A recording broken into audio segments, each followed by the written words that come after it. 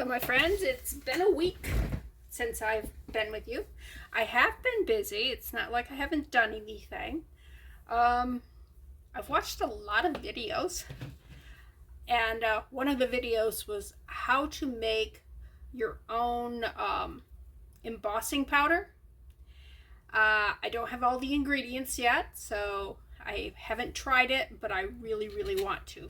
So, also, my quilling thing here, I did this part in 2-part epoxy, and then I finished it off in UV resin, and it was in a straw.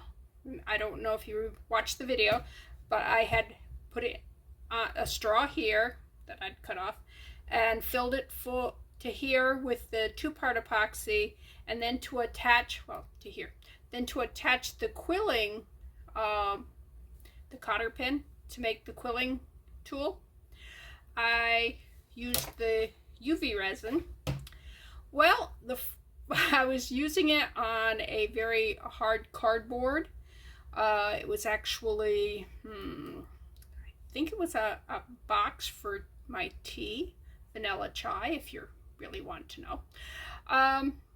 Anyways, it broke right here. It just came apart. It didn't break, it just came apart. The two resins let go of each other.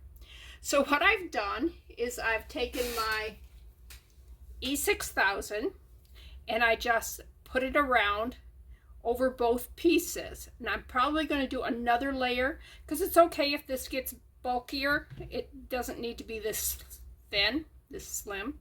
So I'll probably put another layer on it. It's very cured right now, and you can see I kind of messed up. There's a big lumpy thing right there. So anyways, I'm hoping that between the 3 products, I will have a very sturdy quilling tool. Now what I can also do is I can put a thin layer of the E6000 and maybe wrap some fabric or some paper or something to strengthen this area, and then put more E6000 over the top of it, and that would also strengthen it. Don't know what I'm going to do yet, but I'm going to work on that because I do want that quilling tool back. Okay, what I'm doing now is I want to show you how I made this right here.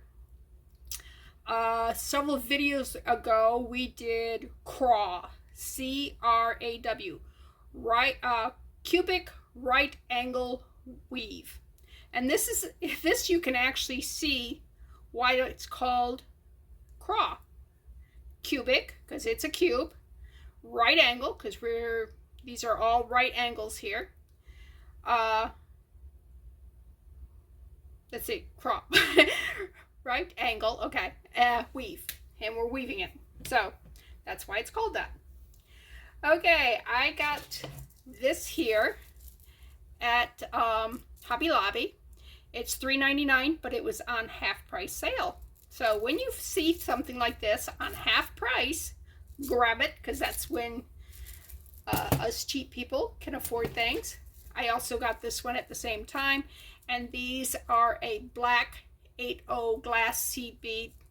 So I was out of those too. So, well, I've told you probably 100 times, I do not like bugle beads, okay? The reason I don't like bugle beads is because they're glass, and a lot of times they'll break or they'll have sharp ends. These are not sharp. These are not jagged like some, well, this one is. You see, I don't know if you can see that. Can you see the end of that? Bring this up here. I'm hoping you can see the jagged part on that. I'm gonna throw that away. I do not want to get sliced open with that. Okay. Oh, I've missed one of the beads. Okay, while I was doing this, I was trying to figure out what size bead I needed inside and what would look good in there. I said these are junky red ones. You can see that somebody painted them and the color's coming off them. I need to, I'll probably just try alcohol first and see if I can't soak that ugly red off, Matt. I thought these green ones or these pink ones would look pretty, but they're too big. The gold, same thing, too big. There was, oh, there it is. And then I said, oh, these would look really good in there, these. But they are, because of the shape of them, they're a little bit too small. See the difference in the size? This is the size I found works best. So those are too small. Now if I had smaller bugle beads, like these here would probably, that would probably work in there, except for I don't think that this and that black would look good together. So, life's life. Okay, the thread I'm using is the hand quilting plus. It's 25 weight. Got this at Walmart. They call it dual duty, which means basically you can use it for whatever you want. It is polyester cotton. Is that the best choice? No. This right here is probably a much better choice because it's nylon. Nylon's going to hold up a lot better than the cotton polyester, but I'm concerned as to whether or not it will go through the beads several times, the bugle beads. So since I did this one with that, I'm going to do the second one with that too. And I will come back and try this to see whether or not that will work, because I want to make more than one of these, well, one pair of these. Anyways, the pearl that I'm using, I got out of my pearl stash, and I just went through and just kind of eyeballed, see which ones would fit into that category thing. Now I was thinking about using these because I really dislike these. See how dull they are? I might try cleaning them. I don't know if they'll clean up or not, but they're not pretty. And I got a lot of those. Anyways, so that's some of what I've been doing. So let's start. The first thing we're going to do is we are going to, as you can see, they're not all the same size. You see this littler one? Most of them are going to be this size. So we're going to try getting all of them that uniform size. They don't have to be exact. I mean, you don't have to line them up and scrutinize them and all that, but just, just eyeball it. Let's see, right there. And we need 4 because we are making a cube. So a cube is started with a square. And we're going to take these down towards the end. Down, down, down. All right. I've been watching for my sister to post a video, and I haven't seen her. So if you see Amber Fieldmouse post, give me a shout out, because I really like watching her videos. And we are going to try to do a video together. Have no idea what it will be. Maybe it'll just be talking childhood. Who knows? It'll be fun, whatever it is. Tina is just a hoot. You don't see it so much on her channel simply because she's working. I mean, she's showing you things, and she's teaching you about different jewelries, different where it comes from, how to tell fake from real. So, and I've learned a lot from her. Now, how much of it stays in my brain? Well, that's questionable, because I'm in my late 60s, and ooh, can you see that was a shorter one? I don't care. I'm going to keep using it. I am not going back. It will all look beautiful in the end. Okay, I double knotted that to keep this from pulling out. I went through here so I'm away from that knot. There's reasons that we do things. Now, on right angle weave, you do 4 the first stitch, then you're going to do 3 the next one. So 1, 2, 3. Basically, we have built the floor. This is the floor. Now we're going to put walls and a ceiling piece in. So we need 2 walls and a ceiling piece. So it's floor, wall, ceiling, floor. So let's go back around. Go back through the floor. Ta-da! All right, see that? That is our, it's going to stand up like that. It's going to be the first of 4 walls. And I'm going to go back around in it just to reinforce it because this is not a heavy duty thread. And I also want to make sure it stays tight because that bead will fall out if this does not stay tight. Okay, so come through there and let's go back around. Actually, on a right angle, we'd do that and then we'd go to the next one. So let's go over here. Come on. All right. Get it in that little hole. There we go. Nope. I thought I had it. Come on. There we go.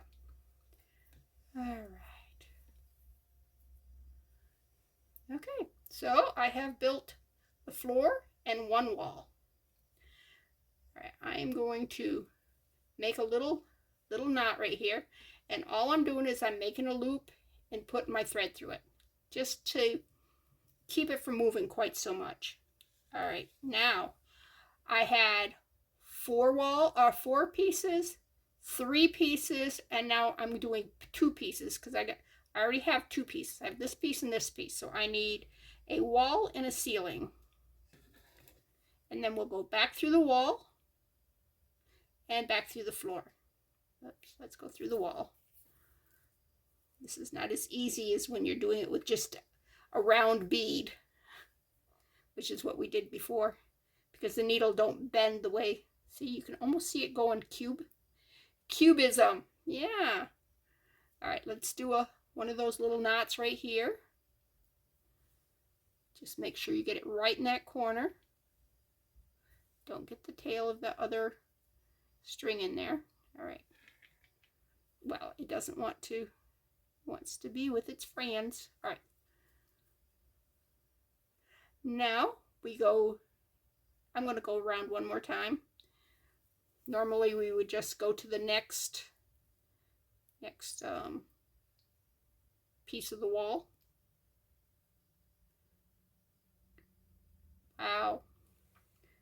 Okay, let's bend it a little bit. Bend it a little bit and get that other piece out of the way.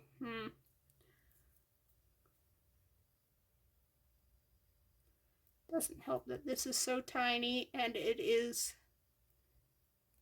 there we go. All right, then we go around again.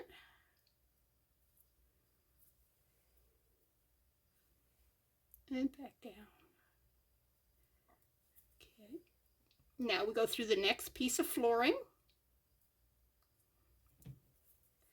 And we're going to pick up 2 pieces again. So let's pick up the wall, actually the ceiling and the wall. And we are, wait a minute, I'm in the wrong place. I'm in the wrong place, ain't I? Nope. Because I'm going back up through here. Actually, I could have gone either direction, it don't matter. But I need to go through that one.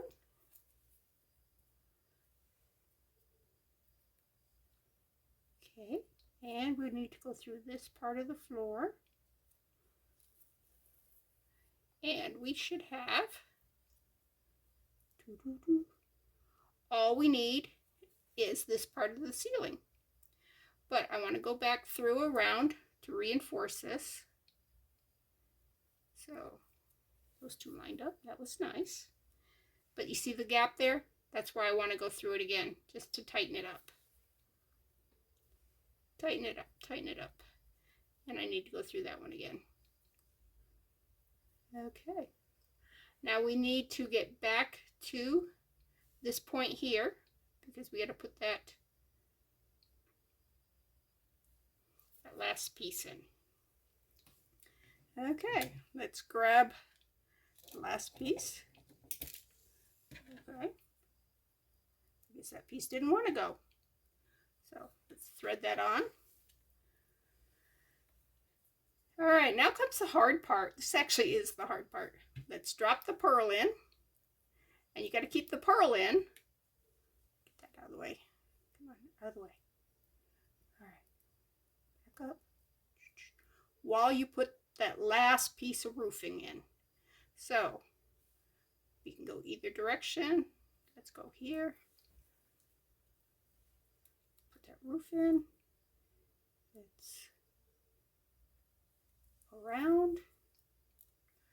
Tighten, tighten, tighten. And then I'm just going to keep sewing all the way around in different directions to tighten this up as much as I can.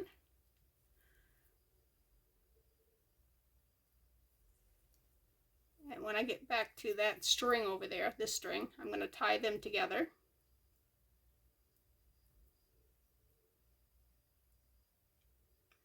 Ooh, it doesn't want to go through there. All right, so I will go this direction. That knot's blocking it. And every once in a while, I'm going to tie one of those little knot things. But keep the tail thread out of it. Okay.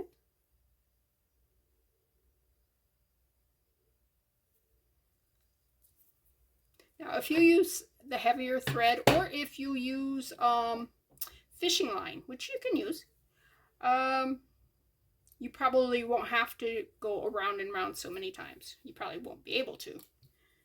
All right, let me tie this again.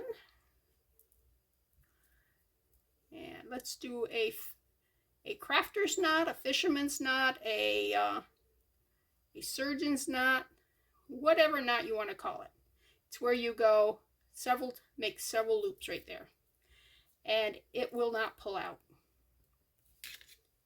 Okay, now what I'm going to do is I am going to take this and just get it away from that knot by going through several more of these beads here, just sewing, sewing, sewing.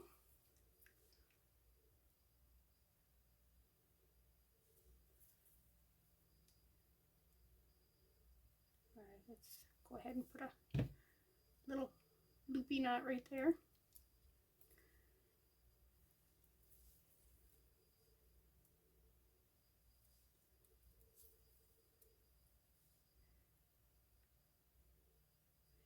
Anyways, there's two things that we can do with this. We can just put a earring hook on it and say ta-da, or we could put a little chain on it and have them a dangle, which is also really cool and cute. All right, let's get rid of this one. And what I do is I get it away from where I just tied that last knot. Take the scissors, cut it even with the thing, pull this thread out, because now I want to thread this one because I want to get it away from the knot so that when we clip it, it won't be right there on top of that knot. I don't think it's going to come out, but you know, why chance it? Why chance it? And just go like that there, pull it tight, cut this thread off here, ta-da, and just kind of square it up with your fingers. And aren't those cute? Look at those. Aren't they really cute? I mean, you could put a post on them if you just wanted them as a post earring. I don't wear post. I rarely ever wear post. All right. Oh, here they are. Yeah, the problem with having so many of these containers, I have so many containers to look through. All right. And now the thing is to find two earrings that match. You guys see these two? I thought they match, but they do not, because these two match and these two match. See that ball? It's missing on those. And some of them don't have the little metal swirly thing. Okay, so let's get rid of those. I have something on that, and I gotta clean that off. It feels like resin. That's what it feels like. All right, now I can take a couple jump rings. Ta-da! All right, that's a couple. Actually, it's more than a couple. And some pliers. And there's more than one way I can do this. I can just put this through here and put it through there, and then it'd be just the earring. And that would be very cute, especially if you like dainty and you don't like to get a lot of attention that way. Now hold a second, I'll be right back. I went to my chain stash and pulled out some chain. If I remember, yep, I remembered right. They are in all kinds. See, I love that chain. And that chain would look so pretty with that. So let me just take this here, fold it in half so I know exactly where half is. Run this down here. Now, if you just got regular wire cutters cut too. This is not a hard thing to do. I just find my memory wire cutter works very, very well on these. Okay, now the problem with this particular chain is it's so fine. Trying to find that little tiny hole. I hope I can. There, I did. All right. And I need 2 pliers. I'm using 2 round nose pliers. You can use whatever pliers you have. And you want to make sure that they are very well lined up right here, that there is no gap at all, because with this fine chain, it will find the gap. Okay, if you got a gap, it's going to find it. All right. And again, I'm going to have fun trying to find that little tiny hole. Ta-da! Wow. That was impressive, huh? I found it twice. All right. Now look at that. Isn't that pretty? Now, if you don't want them that long, you can do them shorter. It's all up to you. It's what you're comfortable with. And you do the second one exactly as you did the first one. And it comes out really adorable.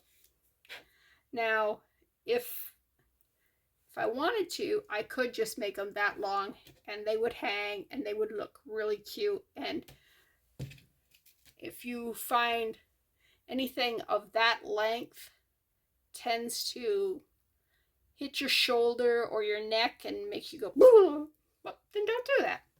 Okay? So that's one of the things I've been working on. I worked on these here, which I don't know if you can see them real well, but I put embossing powder on these. They're cheap little plastic beads that, let me show you. I painted. These are them painted because they're just, like I said, they're just cheap plastic. And I painted them this blue, and then I painted that green on them. And then what I did was I didn't emboss those. I resined those.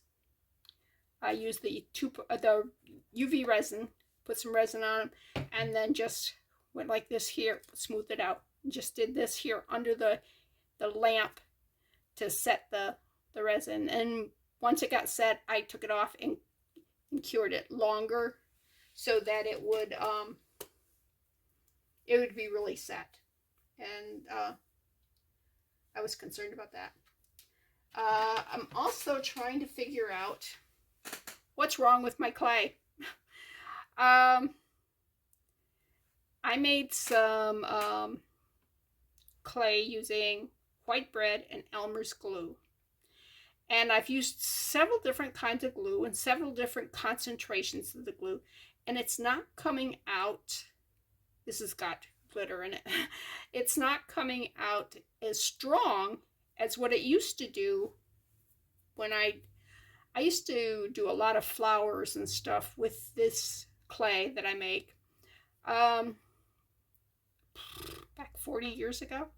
And I still have some of the flowers, and you can't break them. I mean, I guess if I used pliers, I could definitely crush them. But with your fingers and stuff, and it leaves dents in your fingers as you're trying to squeeze them and break them.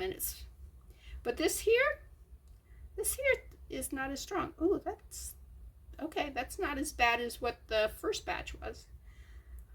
I don't know. But I want to put some flowers or something on these and make some earrings out of these. I haven't done anything with them yet, but other than make them. I also used a tea box and a macaroni and cheese box, Kraft macaroni and cheese, that pretty blue, just a touch of yellow in there. And I did a 5mm at the base going to a 0 medium, so it's a triangle strip, and then the other side will have 5mm going to 0, so you can just cut out all the different triangles for it, and just wrap them up on your this right here is the perfect quilling tool for that, because it's strong, because it's really hard to turn this stuff. So what I do is I take the cardboard and go to the edge of a sharp table. Actually, I've used the ruler too. Put it on the ruler and just, how you curl ribbon? It's kind of that ideal to soften and start the curling of the, what's that thing called? The bead strip there. I tried watercolor painting on some just garbage things out of our paper shredder, and watercolor, it kind of flakes, it leaves a residue on your hands, not as good. I've tried marker works really well. I've tried some acrylic paint. Acrylic paint works okay. What else have I done with it? I got some more expensive paper that I got at Hobby Lobby. Did I get it? No. I got it at Walmart. And here, I'll show you what that is. Okay, I cleaned up the earrings, and I did decide that I did want them shorter, so I actually cut the chain straight in half. I did it while it was still in the earring. I just folded it in half like I did before and used the cutters, and so all I had to do was replace this one on this one, and on the other one just replace the hook. So I think these are going to be a great length for me, and I think they'll look really pretty. I'll probably wear them Sunday. Okay, now I was telling you about the tea box. See? And you can see it's the highest hour, beautiful, whatever. And this is how they come out. Oops, not like that.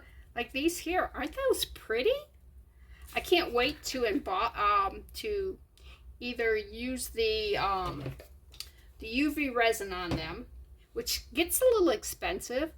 I want to try embossing, so I'm going to make my own embossing powder because I cannot find any clear embossing powder. I can find it online, but I'm not buying it online. So anyways, those are the tea, and I do have more of them to do. And these here are the macaroni and cheese, and this is what the box looks like, and this is how the beads come out. Now, when you're doing these, you need to take, say you're going to do the tea here. You see that white side? That comes looking very much like this right here. The side of the bead's going to look like that. And that's not lovely.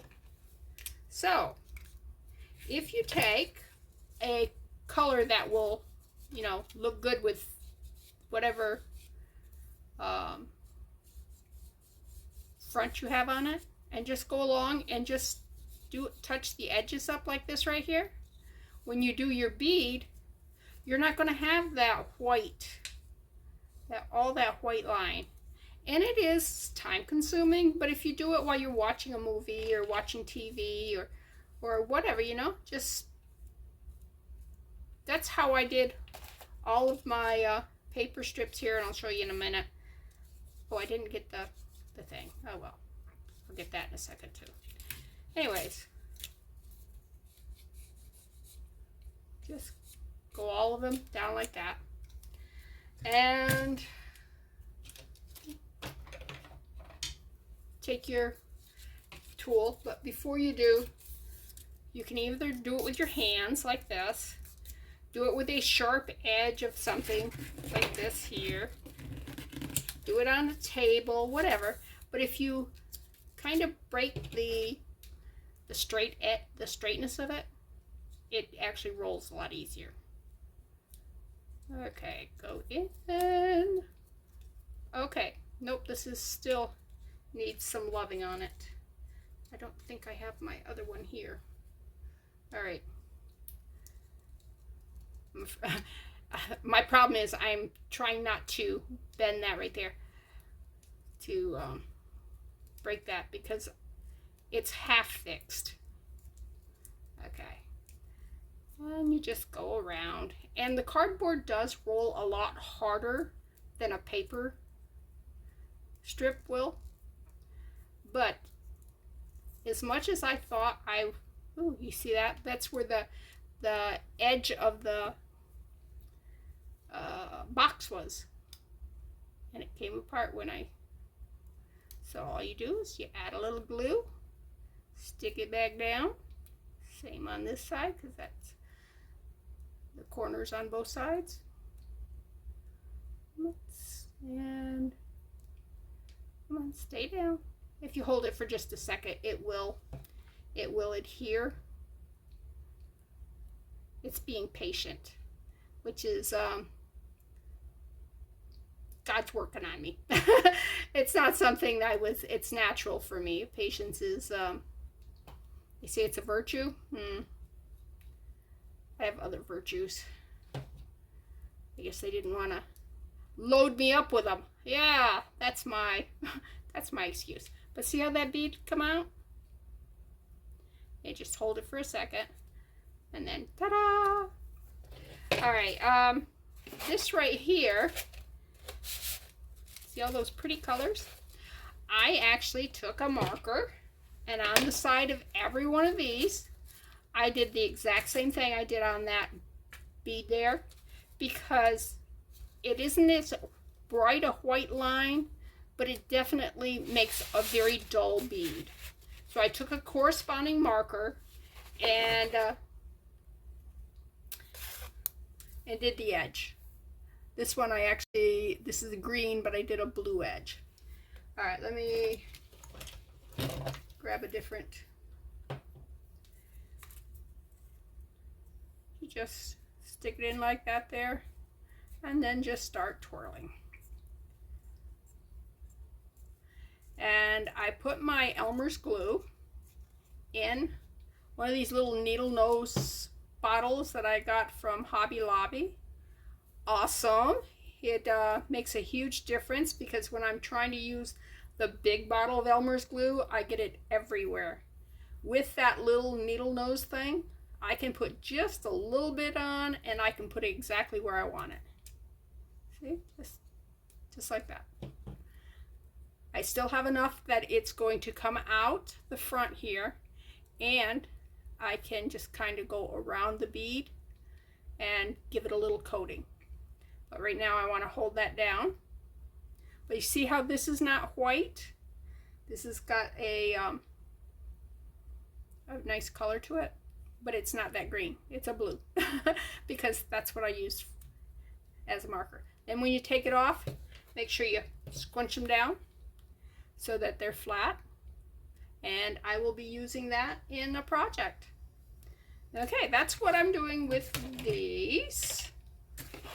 Okay, let's move this out of the way. Oh, I didn't show you that. Okay, this is what I use to cut these little strips of paper from. And there are a bunch of pretty different colors. And I did, I think, I want to say 5 millimeters again. I may have done half. Yeah, I think it's 5 millimeters on the width. And anyways, I just did it. I did it this way, the long way.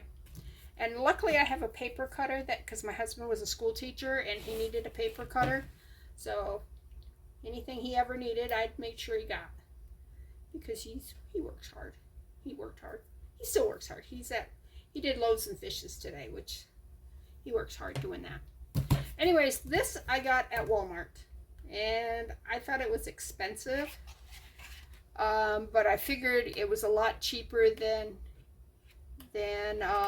buying those strips. Oh, I didn't do this color because there's 3 of each one. I just noticed there was 3 of those. So I think there's one of these here I didn't do too. Anyways, yeah, it was a lot of work. So I don't know, maybe it'd be, if you wanted to do some quilling, it might be time versus money. You might want to just buy the pre-cut quilling strips. I don't know. Or you may just want to run this through a paper shredder. And paper shredders don't give as clean of an edge. The edges on these are nice and they're not fuzzy at all. And sometimes the paper going through the paper shredder has a little bit of a, well, not to this extent, but some of this going on, you know. So anyways, I wanted to show you that. Okay, these are the clay flowers that I was making using the Elmer's glue and white bread and a little bit of acrylic paint. Now before I always used food dye because I didn't have that much in paint stuff. So it's possible that there's something in the acrylics that keeps these from getting super hard. I mean, that's very breakable. And I'm not used to it being breakable. So, but, you know, these are still usable. I can, like, let's take just a little couple of flowers. These are very, let's see if pick them up and just flip over. You are not a good quality pair of tweezers, are you? That's what happens when you get them in a thing that's not expensive. Do like little flowers there and maybe do a big flower on this here. I probably do a little flower up there, but and then maybe another flower down there. I don't know. Anyways, we just play around with it. I had these all sorted and I spilt them. These are the kind of flowers I used to make all the time. And I'd have, you know, like leaves that went with them. They'd be pretty. And they'd have my fingerprints all over them because I would actually make them with my fingers. These here are made in a mold. This right here. I got this for UV resin or resin, whatever. But it works really good with this here. You just, oh, this one I think goes to this one. Anyways, I just put it in the clay and just squish it down in and clean up whatever's excess on it. Works really well. All right, these here I thought were really cute. I'm going to resin these. I might put a little rhinestone right here, but I'm going to resin these and make them into earrings. I think those will be pretty. And those I can put on chains too. I can dangle them on a chain like this here. Or they can be just, they could be post, but I am not a big stud person. What can I say? Anyways, that's what I've been doing with my week. I haven't just been sitting around eating bonbons or whatever.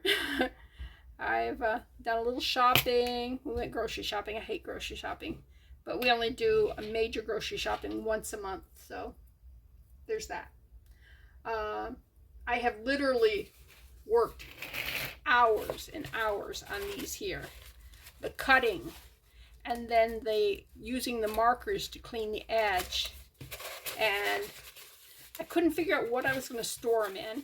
And I'm going, okay, I can just take a cardstock, roll it up, put some old scrunchies that are past their prime around them, and ta-da! Ooh, hair. Man, I feel like I'm opening a jewelry jar or something, you know. They have you get a lot of hair and those kind of things too. Anyways, I just wanted to make sure I got a video in so that I could say hi to you guys, because, you know, I didn't want you guys to get lonely. I can't bust up my sister if I ain't posting a video. That's the truth, okay? I can't go, well, Tina, I haven't seen any of your videos. What's the deal? Da-da-da. If she can go, well, when's the last time you posted one? But anyways, thanks for stopping by. If you've enjoyed this session, hit the like button, share, go over to my Facebook page, New Life Jewelry Creations. Post some pictures of things you're doing. Just, you know, or your child or your mom, or, you know, just talk to me. Tell me what you've been doing. You get to hear everything I'm doing. I don't get to hear your story. Anyways, this is Bethany with New Life Jewelry Creations. Thanks for stopping by.